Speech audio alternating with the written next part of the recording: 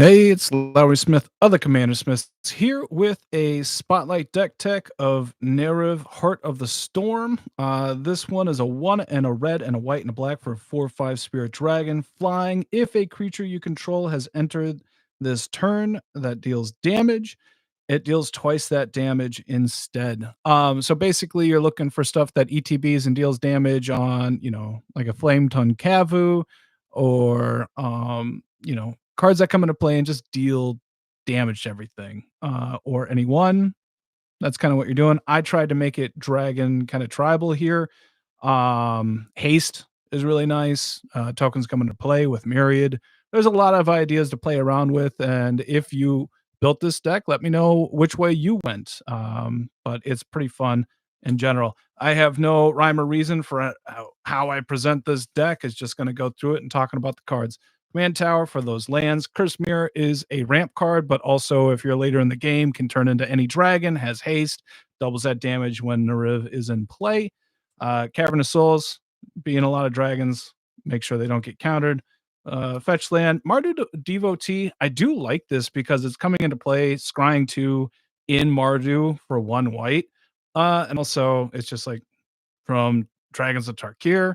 It's kind of mana fixing. It's not too bad. I'm like kind of happy with it. You know what I mean? 3 Tree City, just it's not going to get you a ton of mana in this, and until late game when you're already kind of moving forward. Plains, Bonehorde Dracosaur. It is a dinosaur and a dragon. Flying for a strike. It's kind of just there for card advantage because you get to potentially cast 2 spells that it exiles. So it's there on theme, also card advantage. Scrubland, Mountain, borrow Signet for that ramp. Normally, I must have been out of talismans. I like running talismans instead of signets in my 3-color decks, but starting to have too many decks and Oh, good there for we go. you. Gotta Reach Sanitarium, one of my favorite lands out there. I love it. Eerie Interlude. It's a little bit for that blink. It's allowing cards to come back into play at end of turn. So anything that can just deal damage when it comes into play, it's going to deal double that damage if Neriv is in play. It's pretty sweet. Full Hero, just kind of an easy cantrip to draw cards whenever you cast a dragon when Neriv is in play. This one is kind of a questionable card, but it's at least going to be within theme, so I'm working for that. Fetch land, Protector of the Wastes. One of the few dragons that kind of comes into play and can remove artifacts and enchantments. Also, that's just there's a little bit of a blink theme in this, and so being able to repeatedly hit artifacts and enchantments will be beneficial to you. Swamp. You got the Ancient Copper Dragon here for your treasures. We do play with proxies. You've kind of noticed it. We give them out in our Discord. You could also, that's the Commander Smith's Discord, and we do a podcast every week. I should have said that in the middle, but check us out. Subscribe if you like this. We do a lot of different stuff. It just gives you a lot of treasures, right? Gold Lust Triad, another dragon that's going to give you treasures. Dragons that give you ramp are good, along with card advantage ones. Orator of Ojutai. This is a bird monk that ETBs and draws you a card if you have a dragon in play or show one off. Just a cheap on theme dragon card. That too. Lotho Corrupt Sheriff, something that gives you treasures. This is kind of treasure themed as well. And so something cheap that gets you there. We have Swashbuckler Extraordinaire. It is a dragon that ETBs and creates a treasure. Sack a treasure if you have a lot of stuff and give double strike to your creatures that just come into play and are dealing damage. So you're just, double, all that good stuff. Flump, another blocker that's flying. And then if it's dealt damage, you get to, you and an opponent each draw a card. And it's just something a little cantrippy, a little something that's going to hold you to the mid to late game when you start playing your dragons. Not a bad card. Fable and Mirror Breaker, also there for ramp with the treasure, a little bit of card selection, and then being able to, when you flip it, you're making copies and they have haste of any of the dragons that come into play. And so those hasted dragons are doubled up with Neriv and pretty cool. I mean, if you go Kiki Jiki, I'm not going to blame you. Arcane Signet and Talisman of Indulgence. Like I said, I like those better than the Signets for 3-color. Uh, there we go. We have black market connections, makes a treasure, draws you a card, and makes a little dragon, honestly. So you like those cheap dragons coming into play. Spectator seating, swamp, Esper Sentinel for that easy card draw early game. Dragon's Disciple. You can put a 1/1 counter on it, but dragons you control have ward one. So just an easy little bit of protection on theme within dragons. Check that out. You have Nykthos Shrine to Nyx. You got a lot of red cards in here, and once you get like two dragons down, you'll be able to start pumping out dragons, maybe two in a turn, and that'll be really nice. Corroding Dragonstorm. I really like this card. I'm going to be honest. Whenever it enters, each opponent loses 2 life, you gain 2 life, and surveil 2. Whenever a dragon you controls enters, return this enchantment to your hand. So, like, uh, you know, it's in play, you cast a dragon, have it come back into play, cast it again. If you're able to get a token into play, it'll come back to your hand. You probably won't be able to recast it again, but you're going to get a lot of value out of this, and it's cheap. I think that's the biggest thing. Like the white, they're all good. It's just about that cost, and I think this is the best cost in that regard. Decadent Dragon, whenever it attacks, create a treasure. Also has the potential to play or cast other cards. If you're kind of stuck, whatever, that's pretty good. Cloud Shift for that Blankin, Mountain, a Nomad Outpost, Maelstrom of the Spirit Dragon, just to be able to search your library for a dragon card and put in your hand. Academy Manufacturer, like I said, it's a bit of a treasure deck, so why not get some clues or food, but really just clues to draw you more cards if you need to. Mardu Surge Breaker.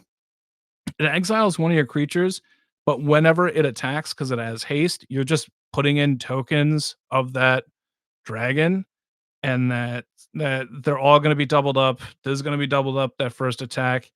It's a crazy cool card. I really like it. I not just in here, but that's where it's at so far.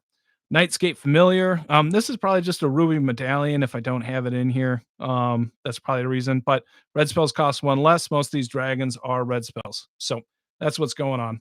The Curse of Opulence, just that potential to get gold and ramp out dragons quicker. Scourge of Valakut, 4/4 flying. Whenever Scourge or another dragon enters the battlefield under your control, it deals X damage to any target, where X is the number of dragons you control. So essentially, what this is doing is whenever this comes into play, this ETB is doing damage and it's doubled with Neriv. And then whenever another dragon comes into play, it's dealing that dragon that came into play is dealing the damage. And that is also doubled. And so it just kind of is great in this kind of deck. Um, Surveillance are amazing. Shockland, Lightning Greaves for that protection and haste. Again, haste is really important. It's not on all my creatures in here, and so might as well have it out there a little bit.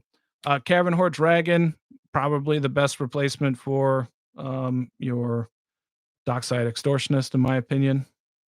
Ganax Astral Hunter. Whenever it or another dragon ETBs, you get a treasure token. So yeah, it's just there's some blink going on. If you mass blink, 5, 6 dragon, they all come into play. You get 6 treasures. It's just pretty solid. You have Ephemerate for that blink. Also, just some of that blink that's going on. That's great in there. Scavenger Regent. Each non-dragon creature gets -X until in a turn, then it's shuffled in. That's mostly what that is in here for. But if you're, it's just a cheap dragon as well. Not terrible. Whip of Erebos. It's there for a little bit of that reanimation from the graveyard. It gets haste and then it gets exiled. So that haste damage is going to get um doubled, but also that lifelink will just really help you come back. Any damage that's being dealt is doubled, and the non-combat damage is doubled. You're gaining life off of that. Um, you'll be able to come back pretty quick on that. Swiftfoot Boots for the haste and protection. Soul Ring for that ramp. Luxury Suite. Red Dragon ETBs deals 4 damage to each opponent. Great to blink. Foil went crazy. I don't have that. Wayfarer's Bauble for that ramp and a non-green deck. Thunder Maw Hellkite ETBs, 1 damage to each creature with flying. Your opponent's control, so that's 2 damage. They're all tapped. Haste, it's going to get through. That's 10 damage. It's a house. Haven of Spirit Dragon to get dragons back from the graveyard as on a land. We have a plains, Thun Themberchud, basically dealing damage to all non-flying creatures. I mean, okay. All right, 5/5 trample. When it enters the battlefield, he deals X damage to each other creature without flying, and each player, where X is the number of mountains you control. That's doubled with Neriv. Whenever he attacks, if you do, you gains flying until end turn if you exert it. And you can, if you blink it, exert goes away, and it can deal more damage to everybody and non-flyers. That's all damaged. It's a cool card. Great place for it. Ancient Tomb for that ramp land. Dragonhawk, Fates, Tempest, Flying. It's there for the card advantage. When it enters or attack, exile up to X cards from your deck, where X is the number of creatures you control with power 1 or greater. You may play those cards until your next end step. At the beginning of your next end step, Dragon Hawk deals 2 damage to each opponent for each of these cards that are still exiled. So it's never really going to get double damage in play unless you get like a Lightning Greaves on it or something. But it is a card advantage dragon, and you want that in there. Knight's Whisper for that card advantage. Warstorm Surge. Whenever a creature ETBs under your control, it deals damage equal to its power to any target. That's doubled with Neriv. The blinking gets insane. It's a great card in here. I wanted to have Pandemonium in here, but I have a feeling that people would just pick off my dragons, and it's going to be 3-on-1 pretty easy. So Warstorm Surge it is. Descent into Avernus. It is ramp with the treasures. It's dealing everybody damage. I love this card in red. I wish they could reprint it and I could have more. Arena Glory, just the potential to give haste to dragons when the ETB. Iron Will Forger. This one's great. 3/3. If you have your commander, you can choose target non-legendary creature you control, gains myriad until end of turn. So it's just those myriaded in creatures gain that double damage from Neriv. It's pretty sweet. I wanted to get more myriad in there, but I went blank. So you can choose either way you want. March Flats. Tyrant of Care Ridges, 4/5 dragon. ETB is 4 damage to any target, which is doubled up to 8.